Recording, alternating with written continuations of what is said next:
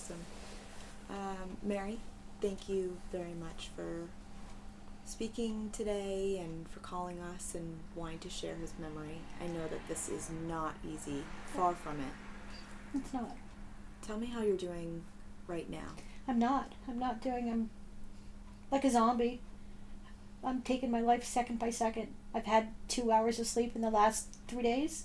I have not eaten anything at all. I have a cup of tea in the morning, and that's it.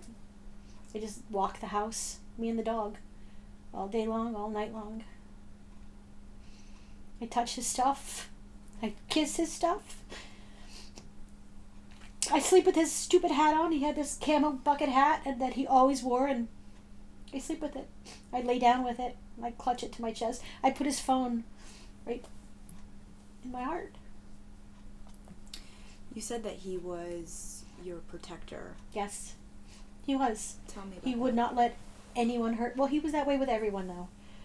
Even at work, if somebody gave his employees a hard time, he would be the one to stand up to them and say, "Hey, you don't talk to her like that." Anybody that gave me a hard time, he would be there. He would protect me with. He always said, "I will give my life for you," and he did. Tell me about who he was, not only as a husband, but as a father, as a person. What was he like?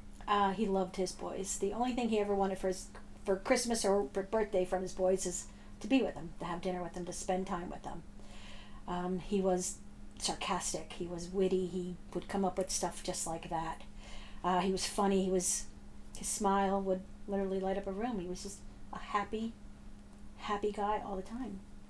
Whenever I came home grumpy from work, his first response is, "How can I make your day better, my queen?" That's what he would say to me. And I would just say, "Shut up. Just leave me alone." But yeah, he was very helpful to everyone. He sees someone alongside of the road, he would get out, stop the car, help them with whatever. Grocery stores, he would help the elderly people. And I'm like, "Why do you do that?" He said, "Because I would want someone to do that for you." You said he used to walk you to your door, Yep. your car Every door, morning, yep. and say goodbye. Every morning when I get up, because he got up at 5 and I'd get up at 5:30, he would have my cup of tea ready because he'd hear me get up. He would walk me, he would hold my tea, walk me to my car, hold the door open, make sure I got in the car, and he would wait until I left, and he would kiss me goodbye. And then he would text me, "Good morning, beautiful." For 11 years he did that. Every day. You say 11 years. Tell me about the very beginning of those 11 years. How did you meet? He was actually we were neighbors way back when. He grew up with my brothers. And I never liked him because he was cocky and smart aleck, and that just wasn't who I was. I was little, though. But then as I got older, he had this kind of obsession with me. He saw me one time when I was 18. He says, "Oh my God," he said, "that's Mary." And yeah, after that, he was just... But he was in the midst of a divorce. I was in the midst of a divorce. And we reconnected over one of my friend's 50th birthday party. I asked him, I said, "Where is a safe place to take my friend for her to celebrate her birthday?" He goes, "Any place I'm at." That was his comment, and that's this. I always called him Silver-Tongued Devil, because he always had the right things to say to a person that would just put a smile on your face, just to make you happy. Like, wow. I always used to say that, "Oh yeah, you're just pulling my chain, you say that, but you say that to everybody." But he was genuine about that kind of stuff. So you're saying that you grew up being neighbors, had different lives, and then reconnected. Yes. Yep. Yeah. He would hang out. I'm from Wilkes-Barre originally, Okay. so he would hang out with my two brothers and all their friends. And I was probably 9 at the time, and we all went to the same school together. But he was 5 years older than I was. So, yeah, 18 we ran into each other, and then we didn't see each other since until I think before right around 50 we ran into each other. So it's been it'll be 11 years we were together the end of this last month, September, that we've lived here. And he was your partner. He was your soulmate. Yes. Oh, yeah. If you ever believe in soulmates, he was it. He was it. He loved me with a vengeance. Absolute vengeance. He loved me. And you can see it. You can see it in his eyes. just the way he'd look at me. Like in the morning, you wake up and you're a mess. And he would just have this biggest smile on his face looking at me. He says, "Hello, dear." And it's like, he just always says, he said, "You look beautiful."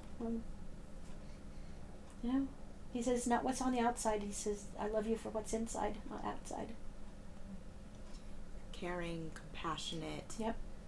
Loyal. Oh, yes, definitely. And you explained earlier to me before we started kind of his goofy side too.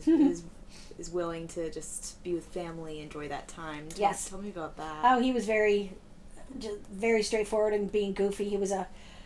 We went to a birthday party recently, and there was a horse race, and there was a little kid's horse race with the little pretend ponies, and then the big ones, and he grabbed a hold of my friend's husband by the arm, and they just galloped, and it was the funniest thing I've ever seen. It was just, and one time, he always made me do these stupid videos, and I hated them, but I did it because I loved him so much. If you ever saw, oh gosh, I can't even, Monty Python. Mm-hmm. There's this one stupid part where they're horses, and I have a video of that, and we're doing it out in the backyard. And it's just like, why do you make me do these things? Yeah, he was just very spontaneous. Very spontaneous. He would just make faces, and yeah, just a very goofy, fun. All the neighbors in the neighborhood say he was a big kid, and that he was going to outlive all of us, because he had the energy of like 10 children. Another thing he loved, right, was his motorcycles. Oh my gosh, yes, his mistress. Mistress. That's what he called her. It was his mistress, yes. And that was the bike he died on. And he always said, if I ever die, he said, I'd rather go on my motorcycle because it would be a good death. But this is not his idea of the way a good death would be. He would rather just ride and maybe skid or something, but not the way he died. He was a very avid motorcycle rider, and he loved it. And we would go every weekend. Him and I would go on a trip on the bike. And a safe driver, you would say. Oh, extremely safe, yes. Especially when I was on board. He made sure that I was his number one priority. It's not, he didn't do anything stupid. He wasn't speeding. He wasn't reckless. He's ridden since he was 15. So he's a very experienced motorcycle rider. What did he love about it? Why did he love his motorcycle so much? He loved the freedom, the wind, just going and not knowing where he's going to end up. And I get it, because if you're ever on a motorcycle, that's exactly what you feel. You feel that sense of freedom, that sense of, like we would just go on country roads, and it was just so beautiful. The scenery was it was breathtaking. And that's what he loved about it. Are those memories that will kind of stay with you? I hope so, because I'll never get on a bike again. Probably never. That was our weekend thing, either Saturday or Sunday if it was nice out.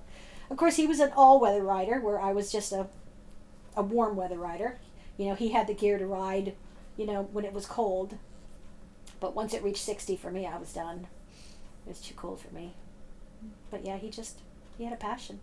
That was his thing. And he called her the mistress, because that was his other one. His other woman. You also told me a little bit about what had happened on that morning, Tuesday morning. You said you had texted with him. He's on his way to work. You drive his motorcycle to work every day, right? Mm-hmm. Yeah, unless it was raining, yeah. Mm-hmm. Okay. So tell me about what was kind of, going through your head that day. Take me through that day. He usually leaves the house around 10 after 7. He texted me, it was 7:01. He says, "Hey baby," he said, it was a long day. He used a different word, but it was a long day. He said, enjoy your long day. He says, "I love you." He says, "And I'll talk to you at lunch." So, because every day he would text me at lunch. And I said, "Okay, love you too, dear." He said, "Have a good day." And I got a phone call from his boss around 9, about 5 of 9, and asked if, "Hey, this isn't like Bob. Is he homesick?" I'm like, "No, he texted me he went to work." And she goes, "Mary, he didn't arrive." So she said, I try to call him, I'm texting him, and I have his phone, so I see all the... And I'm calling him, I'm texting him, and I'm like, "Where are you?" I said, "Come on." I said, "Stop playing." Because he was a joker. He was just a constant playing jokes and a funny guy. So then you get that pit I had that feeling. I had that, and I texted his son and I said, "Hey, your dad's missing." And he calls me, his son, and says, what? So I explained. Then I text my son, and my son has a friend who's a police officer. And I left work around 9:45, I guess it was, and I was going to just follow his route home. And I ran into it as soon as I pulled off the exit in Lemoyne, and my son called me and said, "Mom," he said, "there was a fatal accident at 7:30. He said it involved a black motorcycle." And as soon as I pulled up, I saw a black motorcycle on the side of the road. And I knew it was him. I knew it. And my heart just broke. He's very safe. I just don't understand how he's very safe. I don't get how this happened. If someone was following him like that, he would maneuver around and find a safe place to be. That's who he was. So I don't know if he didn't see this guy coming, or he didn't know, or what. I don't get it, because this Bob would not let that happen. He would not let that happen. He would get out of the way somehow if he could, or dump his bike. And he was wearing a GoPro, you believe? Yes, he was. He had a GoPro on his handlebars. That was a part of his routine. That was part of his equipment. And why do you feel that having that GoPro, which West Shore Police said that they weren't able to find, and you said you had also been on scene trying to find it as well, but kind of the hunt is still on for it potentially. Why do you feel that is so important for you? It's just a memory, because he has all of his, every ride we go on, that GoPro's on. Every ride. So, and he would download it on his phone, but without the GoPro, we have to plug it in, so we can't download it, and we can't find it because the battery's dead. So it was just all the memories we had, and I'm sure it could have caught some kind of action. I mean, that guy said that he cut him off. You can't cut him off, because Bob's route was straight down Bridge Street. He didn't come down any side streets, you just straight down some Bridge Street. So I don't see how he cut this man off. There's no way. And it would kind of give you more clue, you think? I know it would. I think it would give the police officers more clues of what happened, because that was on from the time he left till the time he got to work. Then he'd shut it off. Mm-hmm. And you have a piece of that here. I do. Yep. Yeah. And that was the locking mechanism that locked it into place. Yeah. Yeah. So you have this piece of the GoPro here. Yep. Along with some of the other things from the scene that day. Yeah, and a lot of it's scraped up. His glass cases, his bike case, that's the headlight to his bike, his sunglass, the lens of his sunglass. What do you feel when you look at all of that? Heartbroken, sad, mad. I have so many emotions, but there they are, and there they're going to sit. I don't think I'll ever move them, because there is, and it's what I have. It's what I have left. It's all I have left of him. You said that you're wearing his shirt right now. Yes. And that you have the ring. Tell me about that. This is a tungsten ring. This is what I proposed to him. Well, he proposed first, but then I gave him a ring to propose to him. And supposedly tungsten's supposed to be very strong. And there's a nice crack in it right here, and a split down the side and a split on the inside. So I want to see if... Are you able to show us kind of what it looks like? If you guys want to see. And then the crack is right over on this side here. Wow. Gives you an idea of how bad this really was. It was a very gruesome accident. Yeah. From what the coroner says and the funeral home director. Mm-hmm. Very gruesome, but I want to see if I can get this so at least it doesn't split in half on me, because this is important to me. That's on your finger for forever. Yep. Oh, yeah. Yep. Certainly is, right next to mine. And my granddaughter said to me, she goes, "Grandma's ring? Pop's ring." And then she puts her hand on there. I said, "And then Callie." Because she loved him. I have a Down syndrome granddaughter who absolutely adored him. So how many kids total do you have together? He had 2 from a previous marriage. Okay. I have 3 from a previous marriage. He has 2 grandchildren, and I have 8 grandchildren. Okay. So, but Big family. Yes, so we all mished together. Mm-hmm. Yes, I have a son who is in the military and just came home this summer because he was moving, and they stayed with us for a while, and there was 5 of them, Mm-hmm. and he was out running around in the yard with them and tackling them, and they were laughing. He just loved kids. He loved life. I mean, and he loved life. I want to give people kind of an idea of the lasting message before we continue. Kind of what was his goal in life, and how will you continue his legacy? His goal was to love everyone and make everybody happy and take care of everyone. He would not let anyone give anyone crap. He was very strong-willed on that. He was very and I don't know how I'm going to continue his legacy, to be honest with you. He was different than I am. I'm very quiet and reserved, and he was very outspoken and very involved, and we were 2 different things, but we meshed together so well. You know, he was, like I said, he would protect anyone, no matter who you were. If he didn't know you, if somebody was bothering you, he would be there. He didn't care. He didn't care if he got hit, or he was, you know, he especially protected women. You know, or anyone that was a bully. That was how he was in high school. You know, he was smaller. He was only 5'5", but he protected. He wouldn't let anybody hurt you or anybody else. It's just who he was. And if you look at his Facebook, I mean, everybody on his page said what a great guy he was. And he was. He truly was one of a kind. You do not find men with that passion for life, passion for the love. It's just not there anymore. Such an amazing thing to be left with, to know that he made such an impact on not only your life, but so many others. Mm-hmm. Yep. What a blessing to be able to say that and remember that. I want to just briefly, I know that this is incredibly difficult to talk about, and that's an understatement, but I want to talk about what it was like to be there Tuesday morning when you arrived. Maxine, real quick before, Uh-huh. can I swap the batteries real quick? It's about to die. I don't want it to die mid-sentence. Yes, absolutely. If you could just put it over. Here. Thanks. Just hand that to her. Thank you. Just for safety. Thank you. Oop, hold on. Did I put that in right? I'm sorry. think you got Give me it. 1 second. Okay. Alright, we're good. We're good? Yep. Okay, sorry. No problem. Okay. Yeah. It was, I don't know how to explain it. It was like I wasn't there.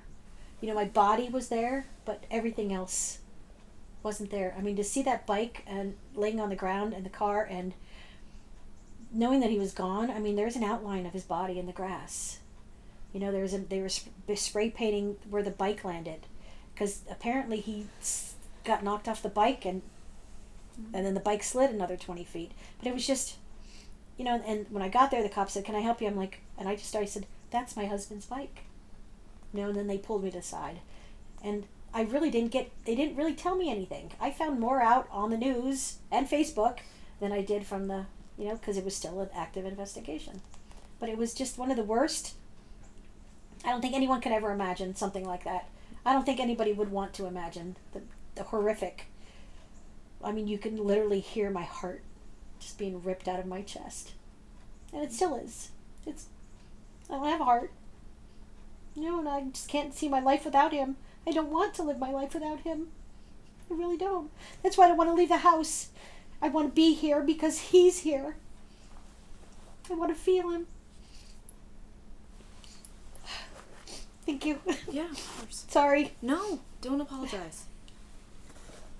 I get that. I understand. Feeling him in here, his memories, his things. Yep.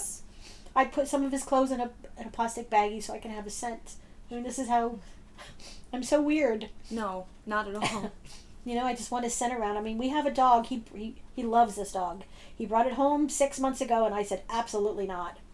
And he trained her, and he spoils her and he loves her, and now she's my source of comfort, because she's feeling it. She's crying. She's whimpering around the house. She loved him. She would hear his motorcycle and she would run to the back door because she knew he was home. And every time she hears a motorcycle cross, she thinks it's him. So, and she's not allowed on the couch, and she came up on the couch and put her head on my lap and just let out a deep sigh. Just to comfort you, to be there. Yeah, because I think they know. I really do. I think that the animals know that they're in pain. And when I came home from the funeral home, I touched my husband's hand, and I haven't washed it, and I put it on her face to see if she could smell him. But I think from all the stuff that they do with it, I don't think she smelled him. But that was the hardest thing to see. Well, you couldn't see him, but you could feel him. I could touch his hand. His arm was broken, and she said, be careful, don't move it. But the shape of the blanket, and it was not my husband. It was not him. She said, I can't not tell you can't see him. She goes, but I'd highly advise you don't. She goes, because it's extremely graphic. Mm-hmm. Mm-hmm.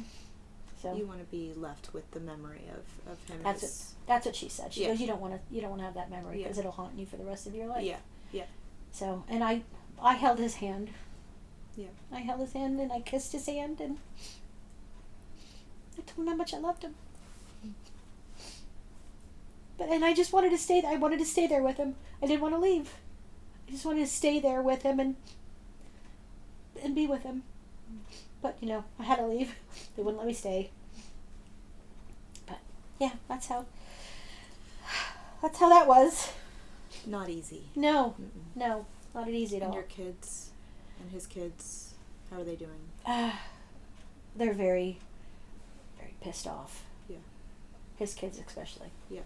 My son has been here the whole time. My other son lives in Georgia, so he's, he's in military, so he's coming home from the Red Cross. Okay. But my son has been here with me the whole time, and his kids came Wednesday, and they were here yesterday, and they were just as happy, and they're Bob in a nutshell, but it's awkwardly quiet. Mm-hmm. Just the silence. Mm-hmm. Mm-hmm. So you said that they're pissed off. Yeah. That was yes. The word you said. Yes, yeah. Yes. They are extremely pissed off. Tell me, what you would say to the person who was driving the car if they were... Why? What was so important? Why did you have to run him off the road? What pissed you off so much that you had to kill my husband? And you just couldn't let it go? I get road rage. Everybody, it's everywhere. But to the point of intentionally wanting to kill someone and chase them down, he chased him down blocks and killed him. Why? Why did you do that? I know he didn't cut him off. I know my husband didn't cut him off. There's no way he could have. It's unimaginable. Yeah, just the road that he goes on. It's extremely unimaginable. Yeah, and his kids want to do a little bit more to him. And I understand that, so, and I would love to, but, that's not me. That's, I'm just mad. I'm just very, very mad at this person. Did you see them on scene when you arrived on Tuesday? I did not. No, okay. The bodies were gone. The suspect. No, he was already taken into custody. Okay. No, I did not. Okay. Because I probably would have ran up and punched him or something, or kicked him. I don't know. But no, he was already taken into custody. But I've talked to, when we were looking for the GoPro, I talked to a lot of the neighbors, and, they were telling him, he literally, when he got out of the car and the car caught on fire, they were telling him to sit down. He literally sat right next to my dead husband. One guy has a picture of him sitting right next to my dead husband, just sitting there, like, so obsolete, so nothing. That's when I just want to, I want to throw a rock at his head.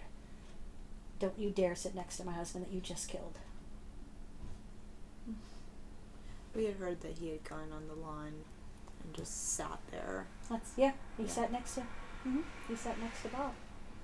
Was he giving him medical attention? Was he doing Nope, just sitting there with he had his knees up, and he's just sitting there, from what the picture says, from what I've seen. Mm-hmm. right next to him. Literally right next to him. Well, you will be there at the preliminary hearing. Oh, You yes. said And, you'll and be- for every... Yep, I need justice for my husband. My husband did not deserve this. He did not deserve to die. Not like this. I mean, we're all going to die. But he did not deserve to die. He had 400 and... Excuse me, I'm sorry. It's okay. 423 days till retirement. He has it on his phone. He had his countdown. 423 days Yep. until retirement. What did he do for a living? He was an optician. Optician. Yes. Optician his whole life. Optician his whole life. Yep. And he had 423 days. To retire. Yep, he was so looking forward to that. What were you going to do? Well, I can't retire. I'm not old enough yet. But he said he was going to be the house husband. This is what he said. He said, I'll do everything. I'm like, you better have dinner ready. Yeah, that's what he said. Mm-hmm. I'm Yep. so incredibly sorry for your loss, and I'm grateful that you were willing to sit down and talk to us. I want them to know who he was. He wasn't some random, Absolutely. he was a genuinely good guy Yeah. that did not deserve this from some idiot loser. Mm-hmm. Mm-hmm. He didn't deserve it. Mhm. And from what I see, this guy's a loser. Thank you for this, truly. And we are thinking of you. We are grateful that we're able to share his memory, and